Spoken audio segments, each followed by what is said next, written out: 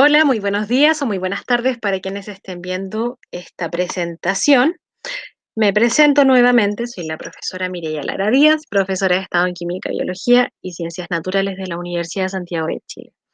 Hoy día vamos a trabajar en Biología segundo medio, todo lo que corresponde al proceso de meiosis, meiosis 2 específicamente, por lo tanto, tengo entendido que meiosis 1 ya lo han visto.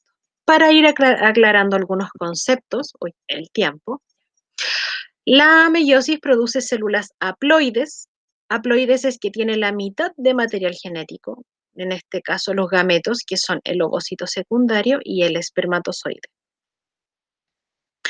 A partir de una célula diploide que tiene todo el material genético, ya se forman cuatro células, células que son haploides, células con recombinación genética, crossing over, que se llama.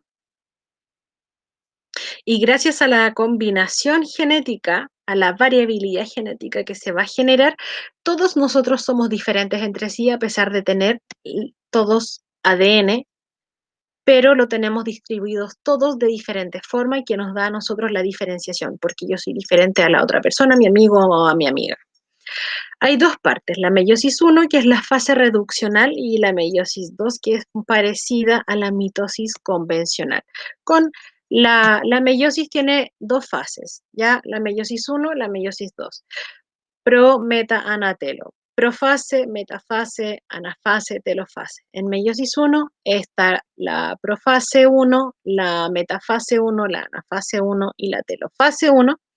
Y en la meiosis 2 está la profase 2, la metafase 2, la anafase 2 y la telofase 2.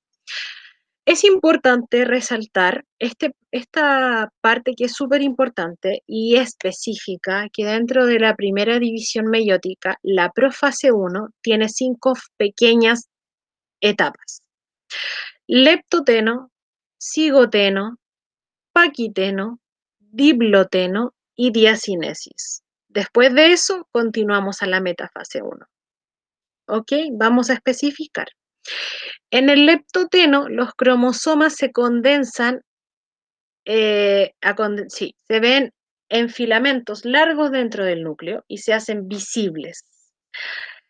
Hay 2N de cromosomas. 2N de cromosomas y cada cromosoma contiene dos cromátidas, pero no se distinguen hasta el final de la profase 1.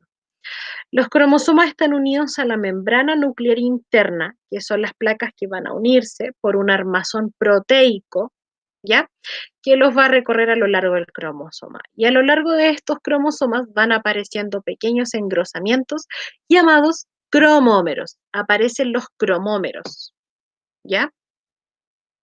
El cigoteno, a veces uno lo ve con Z ¿ya? El cigoteno, acá los cromosomas homólogos comienzan a acercarse hasta quedar apareados en toda su longitud. Esto se conoce como sinapsis, no sinapsis de la unión de las neuronas, no, no, no. También se conoce como sinapsis a esto. ¿Ya? Cuando los cromosomas homólogos se acercan hasta quedar apareados en toda su longitud, como se ve ahí. Y este complejo resultante se conoce como la tétrada o la bivalente, que es como una superposición de los cromosomas. Estos ustedes después pueden googlearlo también y los podemos ver en la clase, no hay ningún problema. Los cromosomas homólogos, paternos y maternos, recordemos que del espermatozoide viene la mitad del material genético y del ovocito secundario viene la otra mitad del material genético. Estos se aparean, se asocian las cromátidas homólogas, que no son hermanas, se forma una estructura observable solo con el microscopio electrónico de barrido y eso se le llama el complejo sinaptonémico. ¿Ya? Entonces, vamos a sacar un poquito las características principales. En el leptoteno, que está dentro de la profase 1, ¿ya? Tenemos, se van a terminar de formar los cromómeros. En el cigoteno se forman las tétradas y se forma el complejo sinaptonémico. En el paquitemo se produce el entrecruzamiento. Esto es la tétrada, como una superposición de esto. Aquí hay dos cromosomas que se superponen. Se produce el sobrecruzamiento, por lo tanto, en el paquiteno hay un intercambio de material genético. Pregunta de guía, pregunta de prueba, ¿ya? Hay un intercambio de material genético entre las cromátidas de los cromosomas homólogos. Como consecuencia tenemos recombinación genética, variabilidad genética. El hecho de que estemos fabricados con el mismo ADN, pero de diferentes secuenciaciones, eso nos hace distintos a todos. El diploteno. Comienza la separación de los cromosomas homólogos, permanecen unidos por puntos denominados quiasmas. Importante, en el paquiteno se genera la recombinación genética, intercambio de material genético. Y en el diploteno se forman los quiasmas. Estos son los quiasmas. Cuando es como que tú cortas un trozo de papel y lo pegas en un lado que le falta una patita, por ejemplo, de un dibujo. A eso se le llama un quiasma. Es, por ejemplo, esta patita se puede recortar y se reemplaza por esta patita de acá y esta va para allá. Esos son los quiasmas, ¿ya? Eso es una característica del diploteno. Y por último, la diacinesis. La diacinesis es la condensación máxima de los cromosomas. Las cromátidas son visibles, estos son. Las cromátidas hermanas están unidas por el centrómero. Esto es el centrómero, ¿ya? Y ahí tenemos las cromátidas hermanas. Los cromosomas homólogos están unidos por los quiasmas. Ya tenemos intercambio genético, combinación genética, variabilidad genética, ¿ya? Desaparece la membrana nuclear, esto es muy importante, desaparece la membrana nuclear y el nucleolo y se comienza a formar el uso acromático, que es esa membrana proteica para poder separar y para dar inicio a la segunda, a la metafase 1. ¿Ya? Se forman las fibras cinetocóricas, el cinetocoro, del cinetocoro, ¿ya? En la metafase 1. En la metafase 1, en la placa ecuatorial se sitúan las tétradas unidas por los quiasmas, ¿ya? Ahí eso amarillo, eso verde, son quiasmas, ¿ok? Los cinetocoros de las cromátidas hermanas del mismo cromosoma se orientan hacia el mismo polo de la célula, que es lo que vemos en esta imagen. Y acá.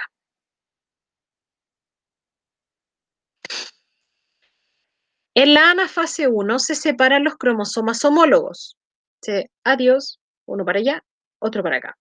No se separan las cromatías, sino que se separan los cromosomas completos porque ya hubo entrecruzamiento de variabilidad genética.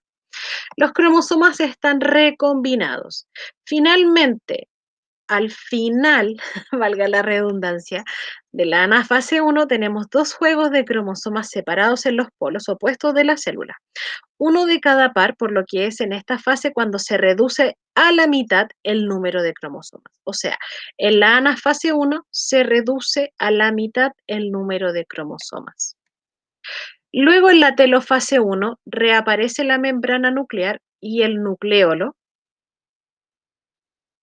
como se ve ahí. Los cromosomas sufren una pequeña condensación. Con la citocinesis se obtienen dos células hijas con la mitad de cromosomas de la célula madre y a la otra mitad de la célula del padre. En la meiosis 2 es muy parecida al proceso de la mitosis, ocurre simultáneamente en las dos células hijas y la interfase es muy breve, eso es muy importante, no hay duplicación de material genético. Surgen cuatro células finalmente haploides con N cantidad de cromosomas, haploides con la mitad de la información genética cada una y todas diferentes entre sí. Hay mucha variabilidad. Ya, ahí tenemos un resumen.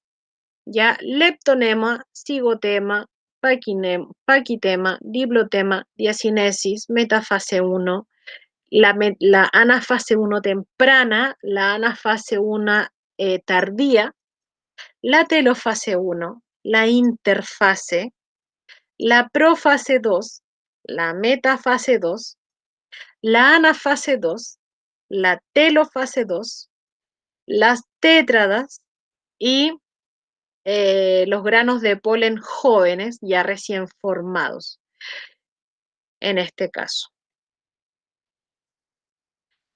La importancia La importancia biológica de la meiosis. A nivel genético, se produce una recombinación de genes durante el sobrecruzamiento. Las células hijas son haploides y sus cromatías no son iguales entre sí, hay mucha combinación genética. Todo esto va a aumentar la variabilidad de la información genética que conlleva la célula. Y a nivel celular, pasamos de células diploides a células haploides. Y a nivel orgánico, las células que van a terminar son los gametos o esporas que se conocen, ¿ya? Pero es el espermatozoide y el ovocito secundario.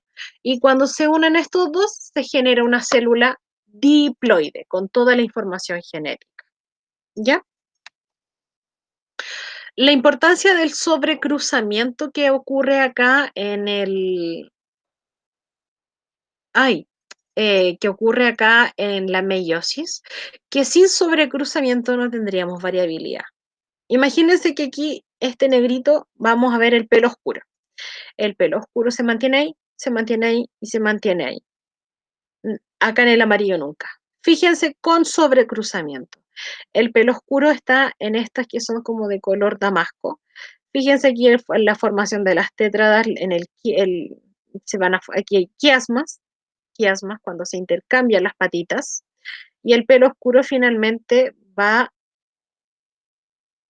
a seguir predominando acá, pero aquí también vamos a tener predominancia de ojos azules y de pelito claro. ¿Ven? Y acá vamos a tener predominancia de pelo claro y de ojos oscuros. Y acá y son las cuatro distintas, eso es súper importante. Las cuatro son totalmente distintas y tienen la mitad de la información genética, son haploides.